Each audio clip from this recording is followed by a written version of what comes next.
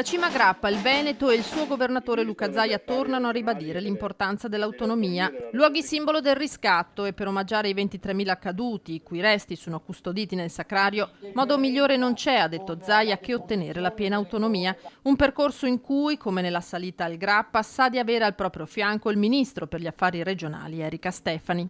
Nel 1948 si è approvata la Costituzione repubblicana e Einaudi nel presentarla diceva ad ognuno dovremmo dare l'autonomia che si spetta. Questa autonomia noi la chiediamo come veneti e ormai il processo è ben avviato e abbiamo speranza di chiudere questa partita entro fine anno. Ora, l'autonomia non è solo una questione economica, da alcuni è accusata anche di essere quasi una forma egoistica, invece è tutt'altro. E il fatto stesso che siano pervenute le richieste di autonomia da parte di tutta l'Italia, quindi non è solo una questione delle regioni del nord, ma è condivisa da tutti, perché autonomia non è solo una questione, ripeto, finanziaria, ma è che ogni regione deve sapere e vuole valorizzare le proprie capacità.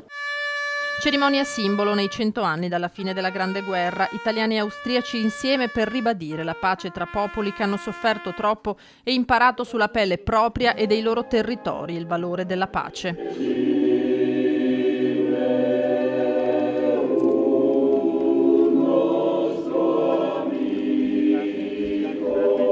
Ma perché la memoria resti viva, anche i luoghi deputati a tramandarla vanno conservati. Da qui l'appello del comune di Crespano allo sblocco dei 6 milioni di euro destinati al Sacrario, che già dovevano essere disponibili per promuovere le celebrazioni del centenario. Come accade spesso, le opere arrivano dopo la fine dei grandi eventi. Comunque l'importante è che Cima Grappa sia recuperato, i soldi ci sono e arriveranno anche le opere.